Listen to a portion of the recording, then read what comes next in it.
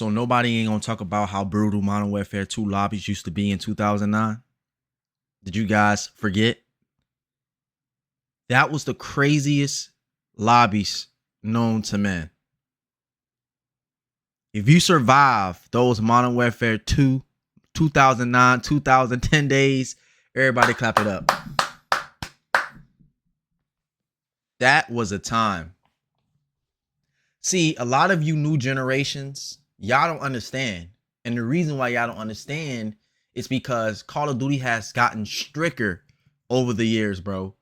Back in 2009 and 2010, there was no restrictions, bro. And even if you did get banned, you had to do something extremely crazy to get banned.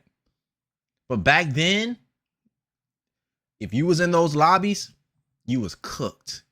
You better have had a comeback for the stuff those guys were saying. You better have brawn to smoke.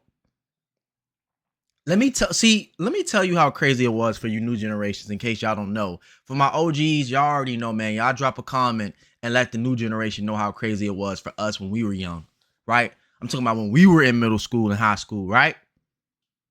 Right? My 20-year-olds right now. If you're 20 or if you're in your 20s, drop a comment. If you're in your 30s, drop a comment. You guys know. Anybody younger than 18, y'all don't understand.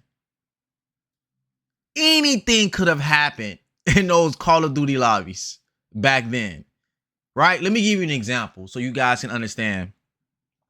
I had a homeboy, and he was what I call a serious hacker. He bricked a couple of his PlayStation 3s back in that time, right? If you talk smack to somebody back in those days in a lobby in front of their friends, they probably would hack your whole account and get you banned or deleted. That's how serious it was. I had a homie, and anytime I needed to get back on somebody, he would hack the servers. And it wasn't all the time, but it was only when he was on the game. But he ended up getting banned, and his PlayStation 3 was bricked. I felt bad for him. He wasn't able to play the game no more. He had to keep buying new PlayStation 3s. Call of Duty kept banning him. But every time we would get in the lobby and somebody would talk crazy, I'm like, oh man, y'all don't know who y'all talking to. He like, oh yeah? Say less.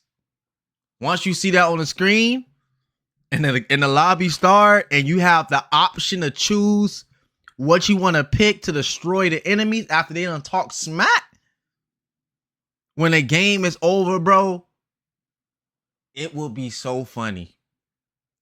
Yo, what the heck? Yo, did y'all just hack the servers? I'm talking, as soon as the game starts, you get 1,000 kills in 10 seconds. People used to talk crazy back then. Call of Duty has a lot of restrictions now. If you say the most slightest word that they feel have probably made somebody sad, or you said something that's not good, they will ban you for a couple of days. It can even go for a matter of weeks, right?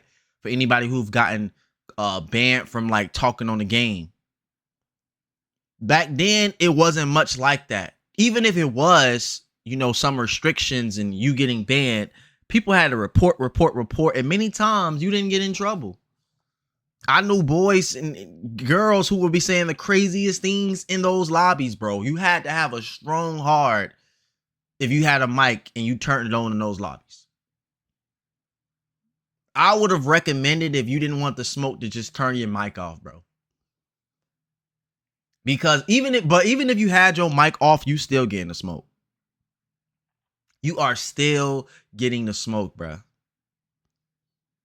They used to say the most craziest things. I mean, I will talk on there and they be like, yo, this dude sounds like he's garbage. What? They'll call you names. They'll taunt you.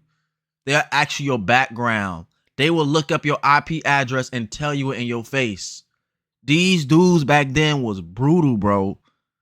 You couldn't be weak back in those days, man. Today, you could play the game, have fun. If somebody talk crazy to you, you could report them and get them banned for a few days. So a lot of people today are very scared to say crazy stuff.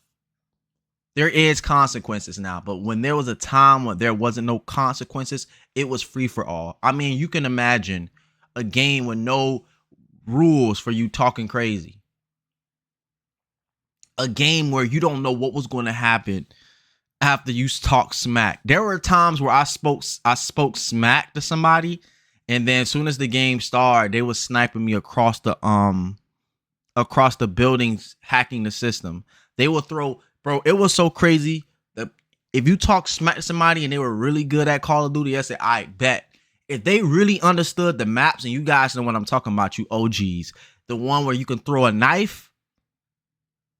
If they knew the map soon as the game started, if they throw that knife, and I think one of the games where I knew where to throw the knife was High Rise with the helicopter. Is that what it's called, guys? Correct me if I'm wrong. You could throw a knife over the map and kill somebody on the game. Throwing a knife over the map, especially if you know where to aim. Imagine you talking smack. Y'all ain't gonna do nothing. As soon as the game starts, you get killed from a throwing knife. Ah, the sound they used to make. Right? They will go crazy on you just quick scoping you. That's when quick scoping was at its peak. You talk smack, they pull out their sniper, it's a wrap. Especially if they were good at it.